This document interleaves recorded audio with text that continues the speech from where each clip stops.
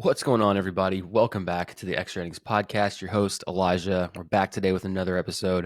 I apologize for the week off last week. I was dealing with some stuff, but we're back. We're here. Honestly, last week, not a whole lot happened. So if there was a week to take off, I guess that was the one to do it. But we're here today, Sunday.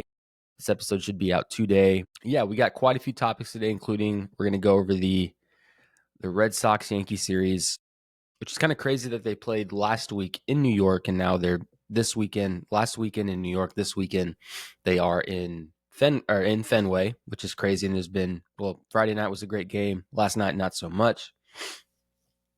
I'm going to talk about the Diamondbacks. I have to talk about the Diamondbacks.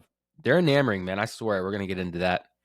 We're going to talk about Paul Skeens, a couple other things. I'm going to go over the anonymous poll. If you don't know what that is, I'll describe that later on in the episode. Pretty cool. It's by The Athletic, New York Times. And then we're going to do some all-star voting on my end and who I'm voting. I've done a couple different votes now at this point, but I'm kind of settling in on who I'm for sure. So I'm going to kind of give those out here in a little bit. But first off, we got to talk about the Yankees-Red Sox series. Here's the thing. I don't know what it is in the Yankees playing Boston, because Boston has not done great. With the win yesterday, they put themselves right at 500. And the Yankees obviously have, if not the best, I think they have the best, if not one of the best records in baseball at the moment. So I'm kind of like, either Boston scouts really well and has the Yankees card. I don't know. But the Yankees just cannot get it done. So Friday night, let's go back actually to last weekend, which I probably should have talked about. The whole thing with Hunter Dobbins and him saying that, he grew up a Red Sox fan. And if the Yankees were the last team to offer him a contract, he'd rather retire. All that went out last week before Sunday Night Baseball, which he proceeded to. I don't know if he got the win or not, because Judge, they put up some runs on him in the first, but they still lost, surprisingly enough. But he pitched last night and just shut down the Yankees. And I don't know what it was. He's not. Again, I'm not a pro pitcher, so I can't say shit and be like, "Oh, this guy's not jack shit." But it just felt like the Yankees' offense was flat all the way around. Bellinger sat. It was funny. I actually had this game on my iPad, and I was watching the Diamondbacks on the TV. It was pretty crazy. I had like a double thing going. Girlfriend hated it. And I was kind of going back and forth, and there was just a lot. Like, the Diamondbacks game was pretty close. It was 3-1 for a while, and then we're going to talk about that later. But this game, bringing that up, was the fact that it was so boring. It was so boring that nothing happened. It was just lulling. It was like 4-0 for a while. Then the Yankees made it 4-2. And then in the bottom ninth, they had like this weird sort of rally with Dominguez hits a double and he comes around to score. And it was 4-3 and the game kind of just ended. Well, it didn't really just end, because then I think Goldschmidt hit another double. He's at second. And then Austin Wells hits one like literally maybe this far from the Green Monster dead center, which Fenway is a monster dead center. That's like a deep ass field because of the way it's shaped with that fence, the Green Monster. And he hit it. I mean, the dude was like probably like back to the wall. And if it was like just a little bit more tie ball game, we have a different game. But it didn't happen that way. But the remainder of the game was just horrific. It was boring. There was just nothing happening, and I was kind of like, "What the hell is this? Like, this is just like boring for a Yankee team to come out as flat as they have been." And I get it. Like, the season is long, it's 162 games, so you're gonna have slumps. You're gonna have some moments where things are just not clicking. So I'm not like, it doesn't bother me. It doesn't bother me. Rodon has not pitched good against Boston. He didn't do good yesterday. I forgot the line. He gave up like something X amount of hits, 4 runs, so not good. But this Dobbins guy, for making a comment like that, and then he pitches like it, I'm just kind of like, what the fuck? But yeah, so, and then Dominguez getting picked off, and there was a moment, I think it was in like the 7th or the 8th, Dominguez is at second base, and Trent Grisham's at the plate, swings that one, and he's just kind of loafing around, thinking it was strike 3. And they threw his ass out at third because he just took off because Diaz backpicked. And I'm like, bro, you have to have more feel to know that the game is still happening. No one else has moved. Just lulled himself to sleep, fell asleep. It's just embarrassing. So I'm kind of like, that can't happen. He's like, well, I had no excuses. And it's just like, bro, what are you doing, man? Like, what is happening? So the Yankees just did not look good at all yesterday. puts the Red Sox back at 500. Tonight they have Max Fried going, who Max Fried is probably in line to start the All-Star game because he's got a 1.84 ERA right now. Incredible. Hopefully he comes out and shoves tonight. But yeah, just a weird series. And I'm kind of like, I wanted to see if they had the box for the game last night. Yeah, Hunter Dobbs, man, I don't know what it is with that guy. Like normally that stuff comes and bites you in the ass. Like honestly, like that's why I'm kind of like, what's up with that? But hold on. Why would I want to watch so this is okay, interesting. I've never seen this before. They have like TikTok stories on Instagram where you can watch highlights of a game. That's kind of dope. Give you the little highlights there. I'm not gonna lie, it's pretty cool. It's kind of dope. I've never seen that before. Anybody else seen that? That's pretty cool. All right, we got guys moving out here. I swear to God, if they're loud, I'm gonna lose it. Yeah, so right here, looking at, and I got in some arguments. Okay, so here we go. I got in some arguments yesterday with some guys on Twitter because I've been more active on Twitter during games, and if you want to follow me there, talk shit to me. I love it. So Trent Grisham's been batting leadoff. A lot of fans are upset, saying he's kind of, he started off really great. Obviously, he was on fire at the beginning of the year. Started off hot, was great. I think he's great defensively. He's always been great defensively, but if you look at his past numbers, he has struggled. Offensively, never been really that much of a powerhouse. He started off the year really hot. Now he's regressed back down to a 239 batting average of 2 strikeouts yesterday, no hits, but he's still got an 807 OPS. So that's still pretty good. I'm not gonna lie. I mean, obviously he's no Judge 1.2, right? Like that's insane. But one thing I will say before I go through the stats of the game yesterday, a lot of people are like, well, Grisham is regressing back to who he was. A lot of Padres fans were commenting on some shit because that one guy was like, you can't be playing Grisham. What did he say? Let me pull this tweet that this guy said because I was kind of like, I think I'm still getting people responding to it. Let me see. So he goes, Grisham's bat magic has run out and time to start reducing his playing time. Okay, I don't think that's going to happen. One, and I was like, have you ever heard of a slump? And everyone's like, this is who he is. It's not a slump when he's had no track record of hitting well before this season. He's regressing back to the mean. A slump is a few weeks after that. You're pushing unsurprising territory, especially if you weren't doing that much to begin with. And I got a couple others. Now, I think, again, baseball's a weird sport. Guys show up, guys find it, guys figure it out. A lot of people are negative on Twitter, I'll be honest. So I have faith. I think Grisham's got a great swing. It's a funky swing, but he makes a lot of hard contact. So I have faith that he's going to pull it out. I think that he's been great this year. Maybe he put it together again, but I think it's still way too early to be like, he's run out of gas. He's still got an 807 OPS. He's still batting decent. He's below 250. It's not a phenomenal when you look at, you still got Chisholm batting 216, but he's missing time. He's about 10 points below Volpe. Dominguez is batting 241. So it's like a lot of these guys are around the same area. Wells batting 224. So it's like, are you really going to like call this guy out? Maybe not a leadoff batter. I think they should go back to putting Wells at leadoff. I think he thrived there. But again, nonetheless. So last night we had 2 hits by Goldschmidt, 1 hit by Chisholm, and that was it. They got 3 hit. I'm sorry. I was reading the wrong thing. They got 1 hit by Goldschmidt. Sorry, I was looking at runs. 1 hit by Goldschmidt, 1 hit by Chisholm, 1 hit by Volpe, and then 2 from Dominguez and 1 from Wells. So they got 6 hits over 9 and did nothing. They didn't score a run until the 7th. They got 2 and then put the 1 up in the 9th, 3-4. And it just, just a boring game. And you expect more. I'm going to be honest, though. Where's this guy? Narvaez, the catcher. I don't know why I said Diaz earlier. The catcher. Narvaez is on a fucking heater, bro. 286, 833 OPS. He's just like on one, man. He did great last weekend. He did great on Friday. He hit the walk-off on Friday, actually. And he's just hitting the ball well, man. Just doing really good, obviously. And the thing with New York is that the defense is still a problem. Still a lot of sloppy defense and error on both sides. One in the first inning from Volpe.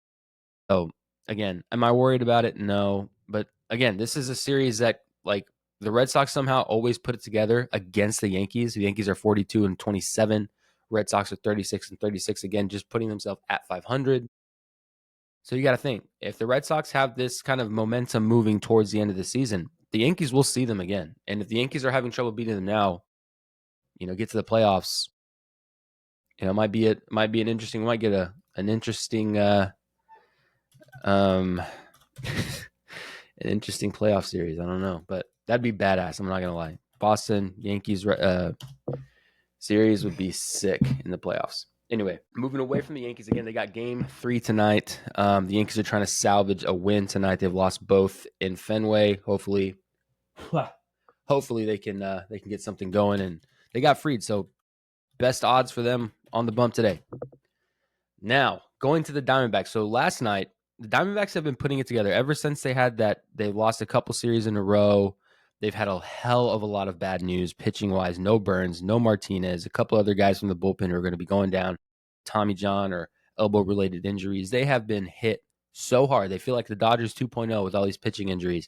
And the biggest one was Corbin Burns, who I'm just going to, for the record, everybody, if you're listening, I've called 2 surgeries this year before they happened. I called the Garrett Cole one, and these are both teams I'm fans of, so this is not good news or anything, but I know it when I hear it, when I feel it, when I see it. I know when it's happening. I've been around the game long enough. I've been a pitcher for a long time. I'm friends with a lot of pitchers who are playing minor and pro ball. So I know the news when it hits. I know when I talk to them, when that moment's coming, and it's never a good moment. But I called the Garrett Cole. I knew that one immediately. And then I called the Corbin Burns. Knew that one also immediately. And that's the thing, man. Like, it's easy to tell when that's going to be a thing. You can just see it coming with we need a second opinion. Anytime you get a second opinion, it's not good. I've done it myself. It's not good. Anyway, just want to throw that out there. I'm 2 for 2 on those. Yeah, so they've been hit really, really hard with the injury bug, pitching wise. And that happened. I think the Corbin Burns was last week when they were playing Atlanta. They won the series against Atlanta. And you've had guys really step up and pitch good. Erod came out and pitched well. Gallen pitched good against the Braves. They've had some good appearances. Now, I'm not gonna lie. 2 nights ago, I thought the game was over, or a couple nights ago earlier this week, and then Josh Naylor hits an absolute grand slam walk-off, badass moment. So that was dope in extras. And then last night. So there's been a lot of talk about what's going to happen with these guys and what they're going to do. Listen, I wouldn't be talking about them if I thought they were going to be selling. That's why I haven't really talked about the Braves. Everyone's talking about the Braves right now and how, oh my God, they're kind of putting something together. They're playing the Rockies. Right now. They've won a couple good ones here and there, but they're playing the Rockies at the moment. I still think they're going to be sellers at the deadline. 100% honest. Diamondbacks are a different story, man. They're a different story. Now, what I will say, and there's been a lot of talks about whether they're going to be sellers or buyers at the deadline. I think, they're 36 and 34. They've won 5 straight. They've as of right now, again, what happens today doesn't matter. They've won the last 2 series, and they have a really tough schedule. Let's be honest. They have a really tough schedule. I think that if they can continue this trend offensively and playing well, they have to be buyers at the deadline. Get a couple bullpen arms, maybe another starter, and you can really do something. Because here's the thing about it, guys, right? So this is what I was talking to. I was talking to a couple guys because I said I'm in a Diamondbacks chat, and we were talking about it last night. So last night specifically, Gallen's in their pitching. And this is again, I still have a lot of issues with Torey Lovello managing a ball game, right? So Gallen goes out, gives up 1 home run to Gavin Sheets in like the second or third, and that's all he gave up. I think he threw what was it? Let me see if I can pull up the stat line next. He was pitching well. 1-run ball into the 6th, right? Or through 6. He was 1-run ball through 6. Which is what you ask out of a starter through 6 against the Padres. The Padres are no slouch, dude. The Padres are a good team offensively. Didn't have a whole lot pitching-wise yesterday. I think that the Diamondbacks kind of just didn't show a whole lot of fight for most of the game until until they put up that 3, which I think was a bomb. Yeah, let me see here. Yeah, so Gallen threw 6 1/3. 6 hits, obviously, over the 6 innings is not bad. 4 runs, 4 earned, but those were obviously, we're going to talk about that. But here's the thing. So, and again, my beef with Lovello is this. I think he has a hard time managing. But again, when you have such a bad bullpen and there's no one to really turn to, or you don't really know who you're going to give the ball to, who's really you have confidence that they're going to get out of a jam and get you back in the game, it's hard. Oh, it's Suarez that hit the home run, 3-run jack, which he's on fire too. Look, you got Carroll and Marte who both have 900 OPSs. Naylor and Suarez both are in the 800s. Pavin Smith is 841. Moreno is 738. And then Alex Thomas is more of a defensive specialist. The offense is insane. But anyway, back to my point. So they go into the 6th, or they go into the 7th, right? So here's the thing. if you look at your pitcher's trajectory, I've been watching these guys all year. Gallen is good through 6. When you get to maybe that 3rd or 4th time through the lineup, most guys are going to struggle unless you're just having an effective night. It's just different. But you know him all year long. He's struggled. He hasn't been the same guy that we've seen in 22, 23, 24. And even 24 was kind of shaky. Oh, and you're looking at it. It's like, okay, he's at 85 pitches. He's got me through 6. Solid. We're up 3-1. Have somebody ready. Have somebody ready. He has shown you over and over and over again that he's not, once he gets to that 85 pitch mark and he's gone through the lineup a couple times, it's time to move it, man. Let's have somebody else do it, man. You did good. That's still a quality start. What more do you want? And that's what I'm upset about, is that Lovello has done that multiple times to Kelly, and he's done it to Gallen, where he runs them back out there way past the leash, way past it. There's no more leash left. And, it ends up ruining quality start. It's no longer a quality start. So Gallen goes out there. He walks 2 consecutively. Right after the first walk, you're like, hey, that's it. Come on, you're done. Give me the walk. Brown ball. You can still get a double play. Get out of this. No. So he lets him walk 2, gets a strikeout to Campusano, who he struck out, I think, the entire game. I mean, that was nothing. And then another walk or another base hit. So he loads the bases. And then he puts in Thompson, who Thompson blew the fucking lead. And then they blew it again. And later in the game, they blew it again. So it's like, and then it was like, what, 7-3, I think it was. So I was like, man, I'm done. I'm not watching this anymore. Well, it's over. Another lead blown. That's what I thought. Another lead blown by the bullpen, mismanaged by Lovello. It's done. So I come into the room, I come into the office, I'm just chilling. And my girlfriend's like, hey, you might want to turn on the Diamondbacks game, because that's when they got something rolling in the 9th. And then, Perdomo clears them. And then Naylor hits the dribbler, and Perdomo scores. Walk-off, a second one in a week. So then I started thinking, I started going through the box. I was like, God damn it. I was pissed I missed it, because that's epic, right? And then I was kind of going through it. And here's the thing about the Diamondbacks that I've said it numerous times. No matter what, these guys seem to find a way, I've said it before. I've said it a million times. Watching this team, they're scrappy as hell offensively. Their biggest downfall is pitching all the way through. Lack of starters, and then the injuries. They have no bullpen, nothing. And it's really a 75-25 chance that they're going to get out of a jam or give you quality innings late in the game. And that's where it hurts, and this is where it sucks as a starting pitcher. And I was tweeting to people about this yesterday. Like, when you leave a game in a jam, in any situation, if there's 1-2 runners, bases, you want to be, as a starter, as a teammate, as a player, you want to be able to leave the game with confidence in your teammates that, hey, I just did my job for 6 innings. I left them to 1 run the entire 6 innings I was in here. Did my job. We're up. I put us in a jam. It's a tough situation, but I have faith that you're going to get your job done. Here's the ball. I don't think there's anyone in the Diamondbacks bullpen that any starting pitcher can go, I have faith in you to do this. I'm watching it. I'm like, fuck. Who's coming in now? That's how I feel. So I can only imagine what they feel on the field, right? But here's the thing. Even with all that, the Diamondbacks continue to find a way to win ball games over and over and over. And that's dangerous. And that's scrappy. And that's what I've been saying. This lineup, 1-9, Carroll, Marte, Perdomo, Naylor, those 4, dangerous hitters. Suarez, dangerous hitter. Gurriel, dangerous hitter. Pavin, Moreno, Thomas, Those guys are kind of hit or miss. But again, that lineup 1 through at least 7 or 8, it's a tough lineup. It's a tough get through. And I think that the Diamondbacks did a great job assembling this. So I can't see, especially with them at over 500 now, they have, again, won another series against the Padres, who are a great team, 38-31. They're strong offensively with Tatis, Arraez, Machado, Merrill, who Merrill got hurt yesterday. Weird play. I don't know what I saw the tag from Marte. It just kind of looked weird. I didn't know if he was concussed. I didn't think it was that hard, but Marte knew immediately, so maybe it was. But anyway, Sheets has been hitting the ball well. So they have a good team, man, a great team. So I'm kind of like, if they're beating these guys, they just don't go away. That's dangerous down the line. So I'm sure that management, I'm sure the GM, I'm sure everybody's noticing that. And they're like, well, if we can get some pitching, if we can just put some shit together pitching-wise, whether that's a prospect we can get up, whether that's somebody we can deal and get something going or maybe go buy. I don't know, because they have a record high payroll this year.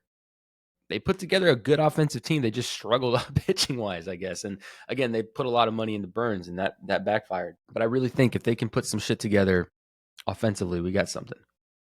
Now, moving away from the Diamondbacks, Paul Skeens has made history. He's made history, guys, but not good history. Not good history. Yeah. So again, we've talked about Paul Skeens, man, and I feel like this is one of the biggest injustices that we've seen in Major League Baseball in a really, really long time. And I say that because Paul Skeens once again made history on Friday. But yeah, so Paul Skeens in 2025 has a sub-2 ERA through 15 starts and only has 4 wins. The only other person to do that is Jacob deGrom in 2018 with 5, Shelby Miller in 2015 with 5, Zach Greinke in 2015 with 5, Clayton Kershaw 2013 with 5. Now, I think that's absolutely awful. Awful. And again, this is going to come to a bigger talk, right? So he's going to be with the Pirates for a long time. Do the Pirates have any, like, what are they going to do to do this for Skeens? Like, is he ever going to win anything? And by the time he gets to 30, like, will he be the elite pitcher that he is now? Because that's 5 years in the league at this point. Will pitchers have figured him out? Will he be the same guy? Will he lose velocity? There's a lot of factors, especially with him being in the big leagues so early in his career, that you have to stop and think like, oh my God, like in 5-ish years, will he still be this guy? And it's a lot of questions. Are they wasting his prime? I don't know, man. It's crazy. But again, Paul Skeens with a sub-2 ERA only has 4 wins this year. And again, it's him turning over 1-0 ball games, turning over 0-0 ball games, whatever. But the bullpen is just failing him over and over, and the offense is failing him over and over and over again. 29 and 42. Dude. That has to be like disheartening to an absolute whole new level to know that I'm going out there, I'm leaving ball games to you 1-0, 0-1, whatever, and you can't come through for 1 to 2 runs, and the bullpen can't hold you at all. Like, that is frustrating. And again, it becomes a bigger conversation of like, is this going to be his career forever? Are we going to deal with another guy who just doesn't do anything statistically? I don't know, because he can't win Cy Young. He can't. Wins. He can't win it. I mean, it's like he is being held to such a low point that it's like I can just keep dealing and nothing's going to happen. Like, I'm just going to keep, and the funny thing is like even with that, like, he won't win a Cy Young. He won't do anything like that where he's at now. He just can't. You have to win ball games, right? But even with that, like, people still respect him. He's Paul Skeens. Like, people know when they go to face Paul Skeens, it's going to be a battle, right? But still, it's disheartening, man. It's really disheartening. Moving on to more pitching news. Jackson Jobe of the Tigers is going to be having Tommy John. Now, another electric arm for a Tigers team that's been explosive this year with Tarek Skubal and a couple other guys. And it's going to be a tough spot to fill, man. They were really relying on him. Came out of nowhere. Another guy who was in the high 90s. And again, that's a tough loss. Young guy coming in. He's probably going to miss the rest of this year and probably a lot of next year. They haven't said if he's going to get the internal brace thing that Spencer Strider had or if he's going to have a full-on UCL reconstructive. It's tough, though. It's tough. 4.22 ERA is really hard to replace. I had read an article earlier. The thing is, here's the thing. They still have a great team, offensively great team. They're playing great ball, one of the best records in baseball. But again, that's a tough spot to fill when he was the one really behind Tarek Skubal. So they have a couple guys they're going to try to fill it. But big news there, man. A lot of pitching injuries as of late. And we're getting to that point, right? Jose Urquidy. Oh, my God. I forgot about him, Alex Cobb. But, and this is the thing. So we've seen a lot of pitching injuries over the last couple weeks. A lot of Tommy Johns, especially in the Diamondbacks organization, especially with the Dodgers. Now another guy with Jackson Jobe. So a lot of pitching injuries. But we're getting to that point. The guys are fighting through spring training. Maybe had some discomfort. Didn't want to say anything. Again, baseball is a weird sport. So guys are going to try to stay on the field as long as possible. So they're going to keep fighting through stuff. And unfortunately, this stuff happens. It's part of the game. It's part of baseball. It's a shitty part of baseball. So we're at the point in the year where we're hitting the mid mark again. We're at June. Today's June 15th. So we're about midway through June. So it's about that time when guys are going to start getting fatigued. We're at the middle, almost the middle of the year. Normally the All-Star break, which is mid-July, kind of makes the middle of the year. We're almost there. So it's about that time we're going to start seeing a lot more pitching injuries. Guys are racking up some innings. We're at the heat of the year, so yeah, sad to see that. But on another note, hold on, what's his name? Jacob Misarowski made his debut, which was a big debut to make. Awesome. I watched it. I had been kind of seeing his footage kind of as he made his way through the minors. The dude looks like a string bean and throws 100. He had 14 plus pitches over 100 miles an hour on his debut on the 12th, which was on Thursday. He had a no-hitter going into the 6th. And he said he had no idea, which is crazy. And he threw a pitch kind of way out. It looked like he just kind of got away from him. And he was kind of hopping around. I guess he's kind of just a weird guy. Like he just kind of looks like a little goofy, hopping around. And then he twisted his ankle on the mound, and they removed him from the game after a no-hit bid in the 6th on your debut. That's impressive, dude. He was dealing, dude. I mean, dealing. Sucks that he's a 23 years old, had to be taken out of the game and a no-hit bid in your debut. Who knows what would have happened? Would he have kept that up through? I don't know, but that's something to watch. Misarowski for the Brewers is a guy to watch. I think he's going to be fine. I'm pretty sure he's still going to make his next start. Yeah, he's 6'7". They insist it wasn't serious. So he said he's fine. He's ready to go. So I don't think there's anything. I'm excited to see what he does in his next start. So again, 14 plus. The only thing that makes me nervous is kind of one of those things, man. This guy's throwing 100 plus. Is it going to be another Jackson Jobe? I don't know, but the guy's a stud, man. So another guy to watch out there. So one more thing before we get into the anonymous poll, which I know a lot of people are. I have had a lot of people asking my opinion on that. It's pretty cool. I enjoy it. Last year when I think last year was the first year I actually saw it from The Athletic. I love The Athletic. That's probably one of the bigger places I get my news because I just love the aesthetic. The Athletic's awesome.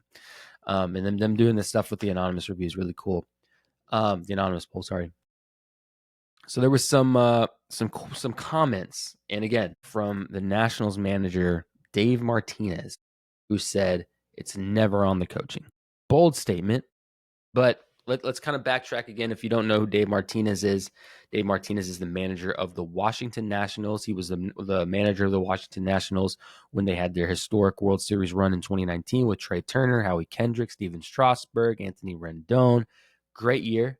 Awesome run. The last time we saw Steven Strasburg pitch was that series where he was absolutely electric. But yeah, ever since then, that was Juan Soto too. They traded Juan Soto. They've traded Trey Turner. They traded Anthony Rendon. Howie Kendrick retired. Steven Strasburg never pitched again. Yeah, a lot of Ryan Zimmerman, I think, was on that team. Like, what a team, man. That was a great team. Now, ever since though, nothing. Haven't heard after again. Obviously, they sold the team. We're looking to rebuild. Never happened there. Nothing has happened since. They have a decent team this year with C.J. Abrams, James Wood. They got Nathaniel Lowe over there. They've got they got some decent guys. They got Patrick Corbin on the bump, so they have some decent dudes. I mean, they're no slouch that they've been the last couple of years. But again, still nothing like over the top. Nothing that we saw in 2016, right? So yesterday they lost, or a couple days ago, I think it was yesterday's game. They lost 4-3 against the Miami Marlins, and that's their 7th straight loss. They're a season worst 10 games under 500 at this point, so the lowest they've been all year. And again, this is one of those things where it's like, okay, who is it on? Who do we like? Especially look at upper management. Like, who are we blaming for this? 10 straight losses. We're under 500. We're not doing good, though we have a lot of talent. They've asked Dave Martinez, and he says it's never on coaching. Never on coaching. Coaches work their asses off every single day. We're not going to point the finger here and say it's on the coaches. It's never on the coaches. They work hard. The message is clear. All the work is done prior. Sometimes they go out there and they got to play the game. It's always been about the players. Always. I played this game a long time. Never once I blamed the coach for anything. As for players, we worked our asses off to get better. They gave us information. We used it. These guys understand what the game is. Okay. I tried to stay away from delving into this because I wanted to have an on-air, like, fresh thought. I agree to an extent. And this is kind of what I've said multiple times, especially earlier this year when we saw a lot of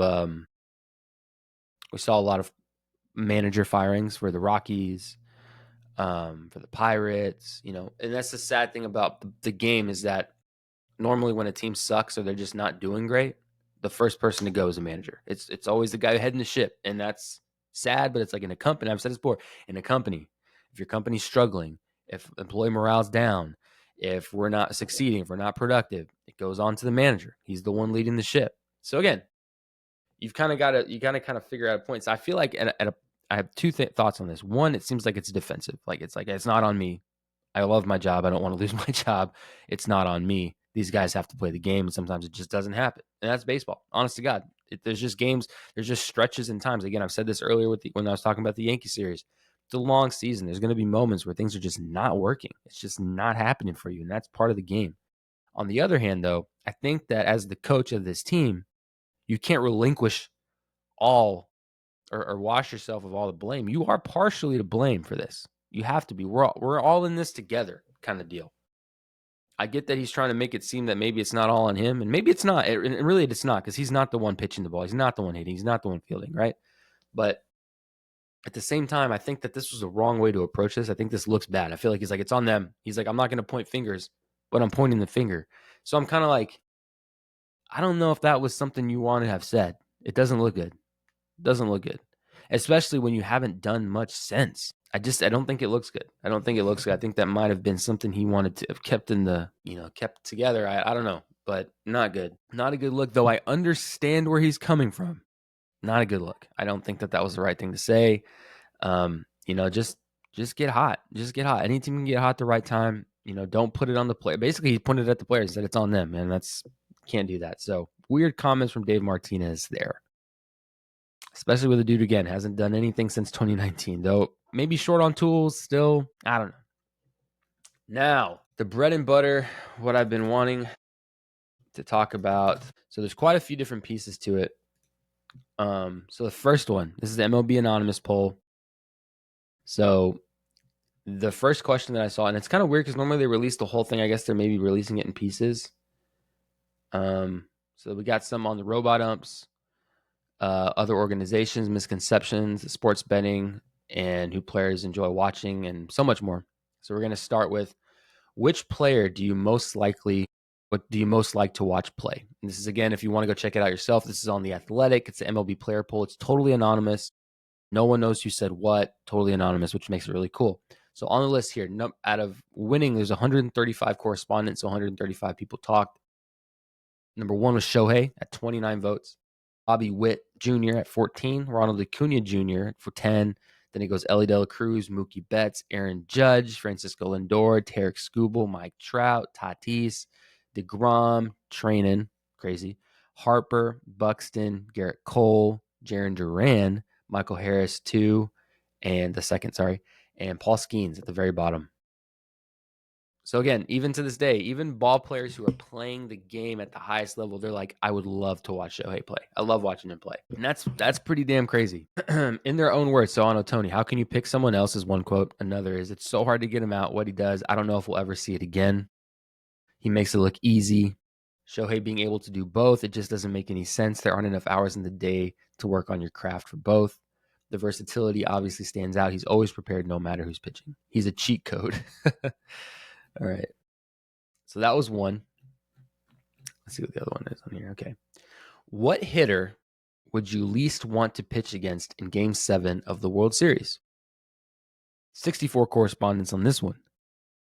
Juan Soto is the number one. Okay, sure. Juan Soto is a hell of an out to get, especially what we saw last year in the postseason in the World Series, especially in that ALCS against Cleveland. That last at-bat. Phenomenal. What an out.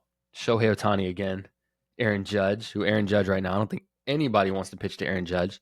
Yordan, Alvarez, Freddie Freeman, rightfully so.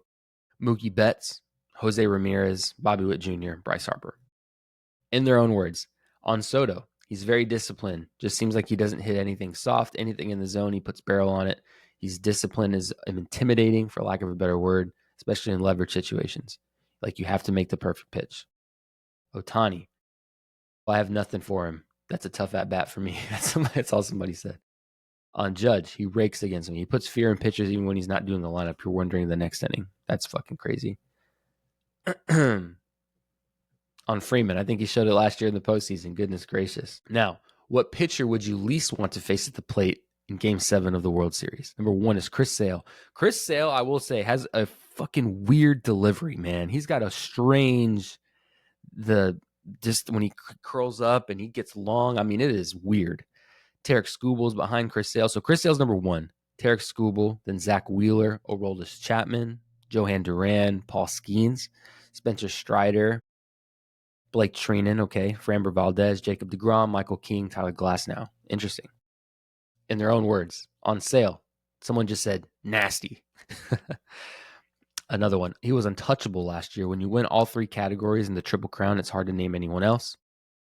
You want the challenge, but he's nasty. On Skubal, in my opinion, he has a decent lead over anybody else. His fastball is so good, and last year he made a real effort to throw other pitches, and keep hitters off balance. The fastball sets up the changeup, and it gets on you so quick. The hitters are so uncomfortable. Interesting. On Skeens, I want to hear one on Skeens. I know he won't be there because of the Pirates, which is, again, so fucking sad. But he's nasty. His control, glove side to lefties, I've never seen before in my life. Throwing 102 up and in for strikes, then hipping a 96-mile-an-hour sinker that starts in on you. You can't pull the trigger on that. Then once you do, you foul one off. Then he throws an 88-mile-an-hour changeup away. What do? I faced him maybe 8 or 9 times, and it's hard to form an approach on him. He's very mature for his age. Crazy. All right, let's go to the next one. So the next one we have here. MLB players make it clear they don't want to play for the A's, but which managers and teams do they like? Okay, so this is another cool one. This was on teams. So this one's going to be pretty cool. They're talking about what organizations they want to play for and what coaches they want to play for. So this is interesting. This is going to be pretty cool here. Let's see what we got. Which manager, aside from your own, would you most like to play for? This is cool. This had 121 correspondents. Bruce Bochy led with 20 votes. Then you have Terry Francona, Stephen Vaught, Craig Counsell, Brian Snitker, Dave Roberts, Alex Cora. I like Alex Cora. Carlos Mendoza, then Aaron Boone, AJ Hinch, Ron Washington, Clayton McCullough, Kevin Cash, Mike Schlitt, Bob Melvin, and then Dusty Baker at the bottom. Dusty Baker is not coaching currently. Interesting. In their own words, more on Bochy. A lot of championships. I like old school style on Francona. He commands a room almost like a friend. He's still an authoritative figure, but I would say he's more like a young grandpa. He's a legend. Okay. Which manager, aside from your own, would you not want to play for? Ooh, now this is interesting. Bud Black is number 1. No one wants to play for Bud Black. Ollie Marmol for the Cardinals. No one wants to play for him. Mike Schlitt. No one wants to play for him either. This one had 40 correspondents. Gabe Kapler, who he had, that's a weird one. He had some weird in San Francisco. I wouldn't want to play for him either. Dave Roberts, Derek Shelton, who's not coaching, and then Mark Kotsay for the A's. A lot of people didn't want to answer this one, kind of weird. And Bud Black obviously is not coaching anymore, but obviously led the Rockies to a rough spot there. But yeah, interesting. In their own words, on Bud Black, because he doesn't stop talking when he's in the dugout. And as a player, it kind of gets annoying. Plus, it means I'd be pitching in Colorado. Yikes. Honestly, whoever was the Rockies manager, I was going to say. On Marmol. I don't really know many managers. I'm trying to think of someone in our divisions just so I can say someone. Who's the Cardinals guy? Yeah, just put him down. Yeah, I haven't heard a lot of Marmol. I guess that's just kind of one of those things. On Washington, because I want to use my cell phone. Apparently, Ron Washington doesn't let you use cell phones in the locker room. Okay, so this one didn't have a whole lot, but it says, which organizations have bad reputations among players? So it says, on opening day, 4 of the major's 5 lowest payrolls belong to the Athletics, the White Sox, the Marlins, and the Pirates. Not coincidentally, those 4 clubs joined the Rockies in receiving the most mentions when we polled players in the sport's least reputable organizations, allowing multiple response answers in each response. Here we go. All the poor ones, one guy said. Another one said there are no poor ones. Interesting enough. Of the 115 players who responded, 39 named the relatively nomadic Athletics. Shocker. We've had that years and years and years. People have said the Athletics are the worst organization. You had Trevor May come on his Instagram and talk how shitty the organization was. So we knew probably that the Athletics are probably the worst run organization and no one wants to play there. The White Sox received the second amount of mentions with 31, then the Marlins and Rockies tied for third. And then they were followed in order by the Rockies, Pirates, Angels, and then the Rays. One American League player asked to name at least one team he wouldn't want to play for, so he settled with the White Sox. He added, at the end of the day, you're in the big leagues. How can you complain when you're in the big leagues? I don't think there'd be anybody I don't want to play for. And again, that's a fair response. A fellow member of the AL provided a similar perspective while pointing out the unusual circumstances of the Athletics and another somewhat transient club. The major leagues is the major leagues, but it's got to be tough on the Rays or the A's. That I agree with. In their own words, here we go, on the Athletics, because they're cheap. Second one, because they're playing in Sacramento. And the third, I had a buddy who was traded to the A's as a minor leaguer. He went to Oakland and said the way they were fed, the places they stayed were just not good. Heard that before. On the Marlins, Miami has no direction and all their prospects are 17. So they're 7 years away from doing anything. Sure. I've heard specific things about them getting like Subway sandwiches on the road sometimes. It's little stuff where it's like, we're in the big leagues, cheap stuff. It's $1 billion industry. Let's be a little better than that. I agree. I was eating Subway in junior fucking college, bro. Feed them. They're pro athletes. That's pretty shitty. On the White Sox, it's just a dumpster fire through and through. We've heard that. They lost more games this season. They lost most games in history last season. I mean, why would you want to join that team right now? On the Pirates give players resources, but their owner has zero interest in winning. Agreed. Another one. Which organizations have good reputations among players? This is a good one. For all the pre-natural talent and uncommon work ethic, major leaguers are just like us. Who doesn't love winning and getting paid handsomely while you're at it? In 2024, the Los Angeles Dodgers combined for those two things better than anyone else. It's early, but they remain favored to win it all in 2025. That may not be true anymore. And in spring, 82 of 126 correspondents names baseball foremost juggernaut as the best team with the best reputation. Obviously, they win. They pay well. It's Los Angeles. Dodgers are going to be a favorite. The New York Yankees are obviously last year's postseason runner-up. We're second with 40 mentions. Like the Dodgers, they have a long period rich tradition with a wealth of resources. It's the fucking Yankees. Teams that want to win, they give everything to their players. Again, that's what you see. And that's before we continue, that's a big difference that you see between the Yankees and the Marlins. You want to win, we're going to treat you like we want you to be your best. We want to treat you with royalty. We want to make sure that you're taken care of, you're fed, you're ready to go, giving you every possible solution in every which way to make sure that you succeed on the field so that we win championships. Where the Marlins are like, you want Subway? We can eat Subway, but I know you're going to play the Yankees in an hour. And they probably just had a steak dinner. The fuck, dude? That's ridiculous. Teams that want to win, they give everything to their players. Another said, you want to be where they spend money. Yeah, you want to feel wanted. Also receiving at least 17 mentions were the Braves, Chicago Cubs, Mets, and Guardians, who don't spend a lot, but like the Rays, have a reputation for maximizing their expenditures. They want to treat you well. That's great. It's like working for a company that values you. In their own words, on the Dodgers, you win the World Series and you go out and you do what they did to add to it. That's what professional sports, not just baseball, is supposed to be. Agreed. The Dodgers take care of their players and their families, but they also excel on the player development side. Again, those are the teams that win. Those are the organizations that win championships.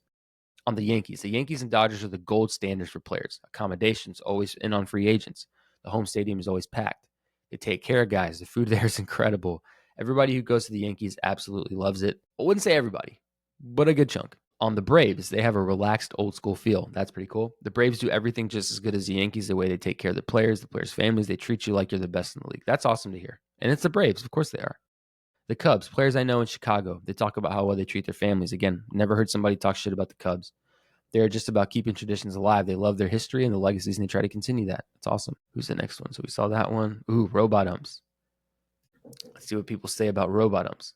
Are you in favor of the idea of robo umps calling balls and strikes? 17.2% said yes.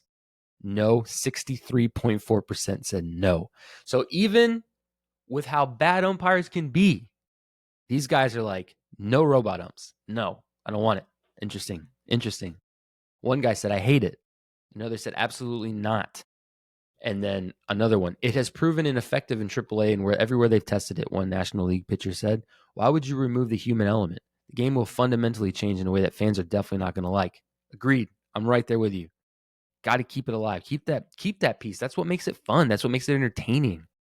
It will make injuries and the competitive nature of the game worse. There will be fewer balls in play and games take longer. All proven. Agreed. A pitcher laughed. I haven't thought about it at all, huh? Interesting. Another one. I feel like it's behind the plate umpire has more incentive to make the right call, or at least give the right effort, said a hitter in favor of the ABS. Feels like it's a good thing. I feel like pitchers don't want it and hitters do. That's really what you're going to see.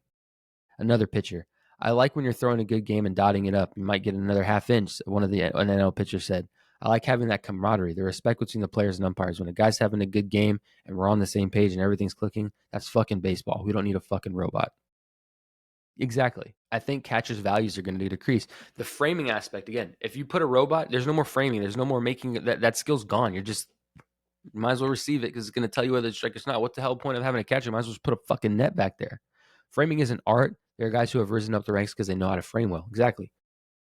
That's, yeah, all the work I did for the last 15 years out the door if you put a robot ump in. And I agree. That's going to, again, I could go down a rabbit hole with this.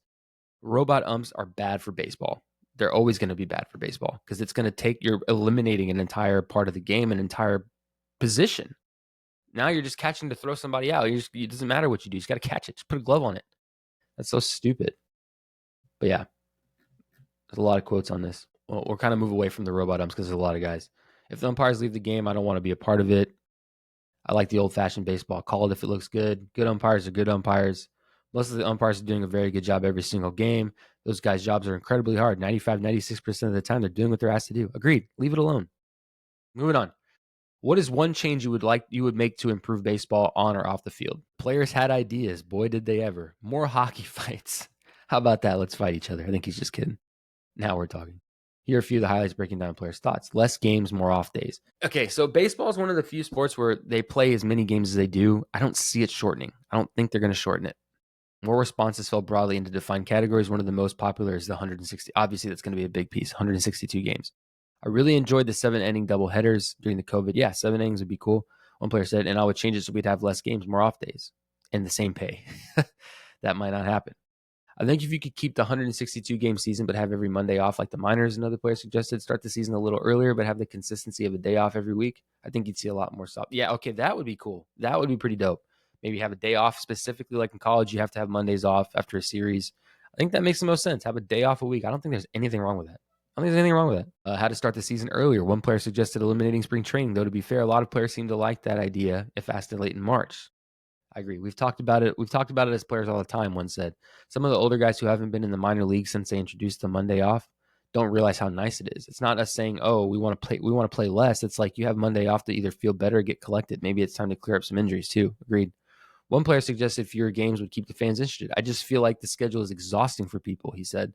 While another suggested adjusting the schedule to play in warmer southern cities early, having the cooler cities for the summer would keep the players and fans happy. But not everyone was on board with cutting back the number of days. My wife wouldn't like this, said one player, presumably double checking that his survey would remain anonymous, but I would make the season longer. Homie just don't want to go home. Yeah, a lot of guys kind of back and forth. But again, I don't know. I don't know if that's one that we can really go a lot further on. Let's see what we got here. Biggest misconceptions about travel and missing family events. This is another one here. Some quotes here. I like it when it gives you a poll, but it hasn't been giving me much. Our life is awesome, but it's not as easy as people think, one NL pitcher said. I don't know if fans realize that when we say we spend more time with our teammates and our families, we're not exaggerating. It's not even close. This I can say. I know enough guys that play pro ball. They're never home. I mean, you see them. If you're going to see them, it's going to be if they don't make it to the playoffs, you're going to see them October to January. And even then, most things are training. So then they're gone again. It's really hard. I don't know if fans realize that when we say that we spend more time with our teammates and our families, we're not kidding. It's not even close. That's why I say if you want to be a good dad, a good husband, it's not easy. It's hard, man. You're never there. Another NL pitcher added, I haven't seen my mom on her birthday in 17 years. Little things like that matter to me. People are like, yeah, you're getting paid. You're getting treated great. I've missed so many things for so many years, even before pro ball. Like I couldn't go to my prom because I had a baseball tourney, It's just little sacrifices that you make over the years that you never get back.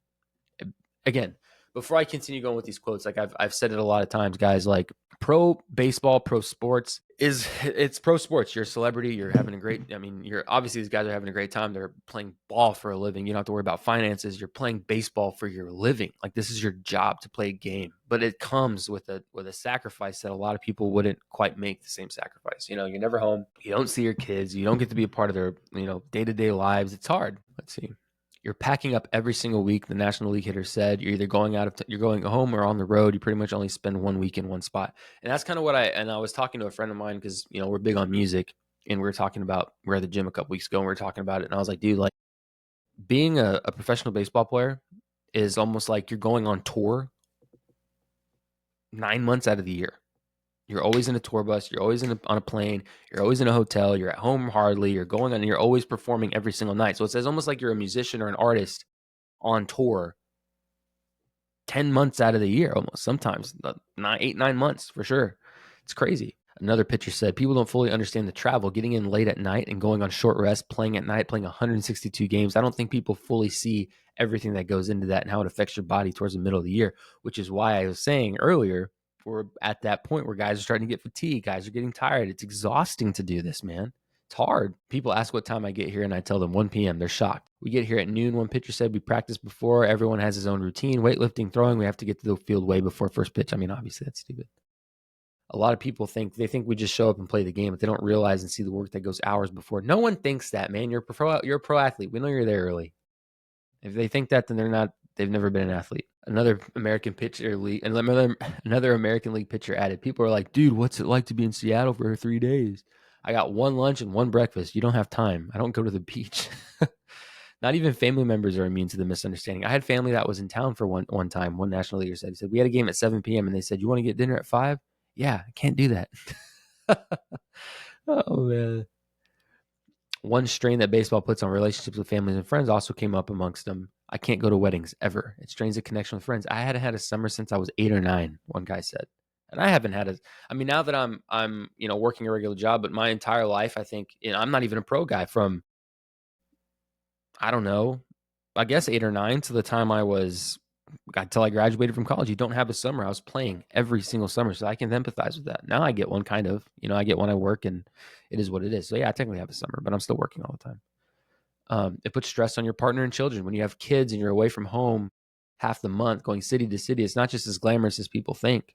We're all people, just like everybody else, trying to make a living. American League pitcher said, not every single player is on the baseball field has superstar status. This is a huge misconception. Everyone thinks that these guys, if they're on the field, they're millionaires. It's not true.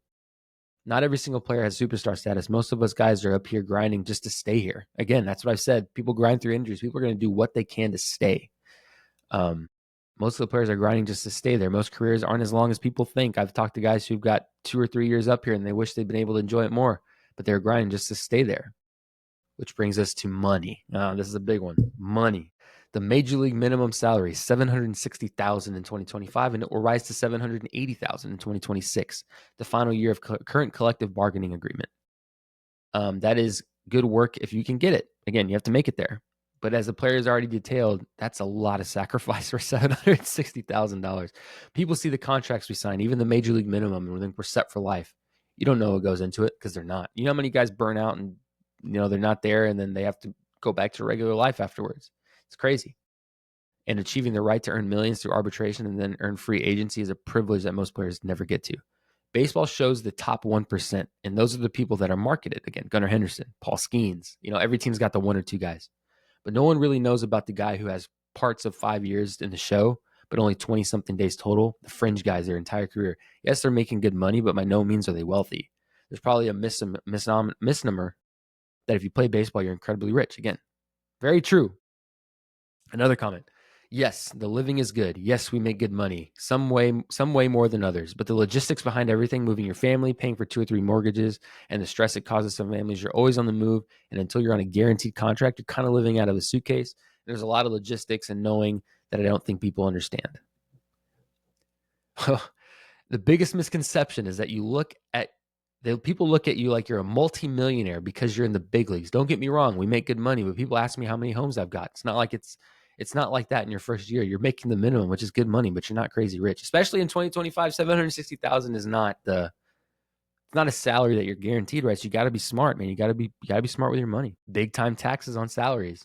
I don't think people understand the logistics, especially if you have a family or trying to organize moving, living in 3 different places, traveling with kids and making sure they have cribs. The stress mounts. We just moved to a city that neither of us have been to. Money certainly helps, but it doesn't dissolve a lot of problems. Again, money doesn't solve everything. Yeah, crazy. Ooh, okay, last one I've got here, and then we're going to wrap it up. I don't think I'm going to have time for all-star votes, but we'll get to that one next time. Last one, and this is one I've talked about multiple times now, and how people are treated. People just suck, dude. MLB players on the impact of sports betting on fan interactions. And this is a big one because this is a really new thing that's really just gained a lot of speed lately. Has legalized sports betting changed how fans treat you or your teammates? 78.2% said yes. How does it not? How can you say that it doesn't? How can you say that it doesn't? How can somebody say unsure? 9% said unsure.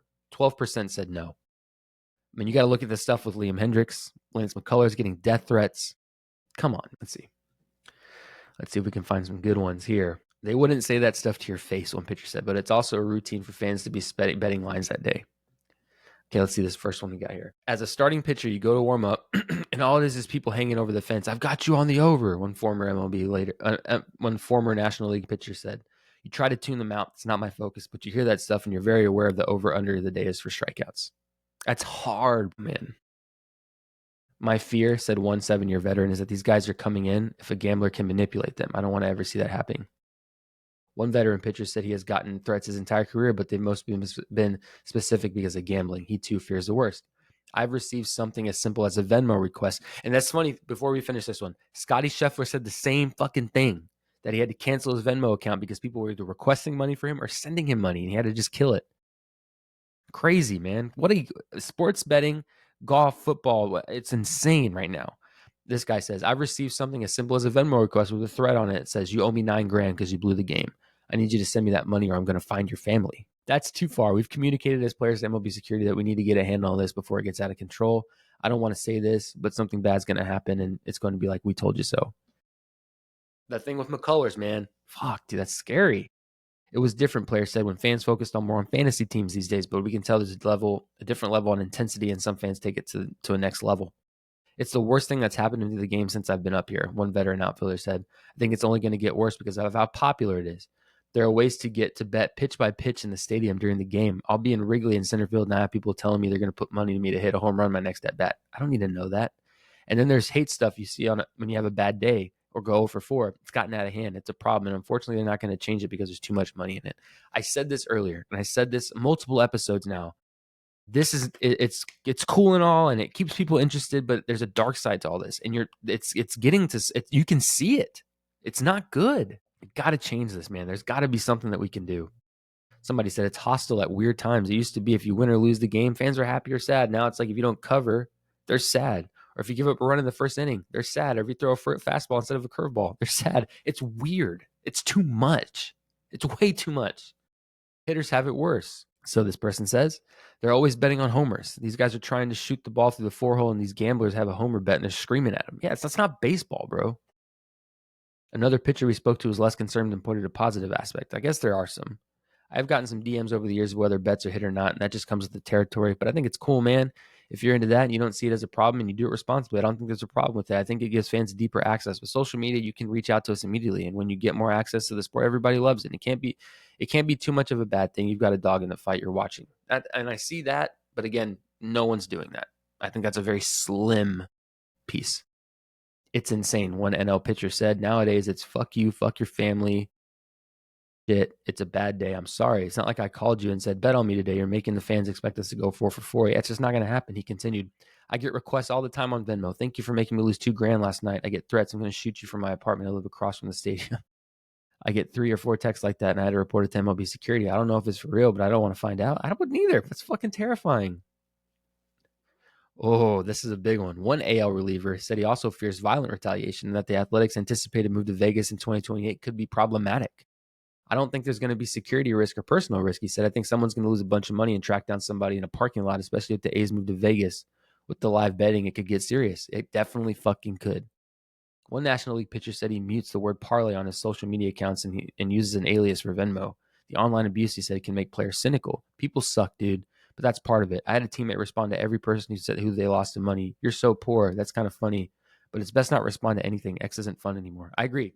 Twitter can be a really terrible spot for these guys, man. And that's the thing. Like, I go on Twitter and I'm watching games and I'll search names and it's like everyone's just like, fuck you, you made me lose my under, or fuck you, didn't get enough strikeouts. Of course this guy got pulled in the 6th and he didn't hit my bet or whatever. I'm just like, fuck, dude.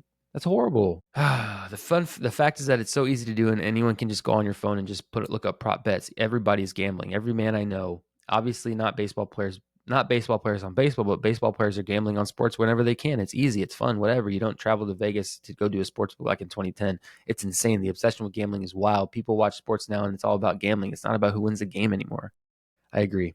And that one NL catcher said, antithetical to the way things should be. The embrace of legalized gambling, he said, was a bad bet for MLB. It needs to be abolished. It brought more fans to the games, but the wrong way. And I think that's the best way to put it. Yes, it brought more people, but it didn't do any good for the game, in my opinion. But anyway, guys, if you want to go check out the entirety of the MLB Anonymous, I kind of just glanced over and went over a couple things, but there's quite a few. I don't know if they're going to release more. I felt like last year there was a lot more. Maybe they shortened it this year, but the MLB Anonymous is always super, super interesting. So go check it out. It's on The Athletic. I don't know if you have to subscribe to see it. I am a subscriber, but I don't want to say yes or no on that. But again, guys, thank you so much for listening. We kind of went over a lot here. I appreciate you guys if you stuck through, if you stuck with me here. Thank you so much. It's been a blast. Again, we're going to have 2 episodes a week. I'm going to keep good on that promise. I just took last week off. So be sure to follow us on Instagram, follow us on social media. On Twitter, it's just me. So it's 3 Elijah Rodriguez if you want to go on there and see. I'm normally tweeting at night when I'm watching games, so go check that out. And then, of course, on TikTok, Instagram, I'm posting all kinds of clips and short clips from the podcast, or I'm discussing stuff. So go check that out. And of course, on YouTube, like, subscribe, follow, comment, all the stuff. You know it. Yeah, we will, again, we're going to have more episodes coming out, more content. So I appreciate you guys. Thank you so much for listening, and we will catch you guys in the next episode.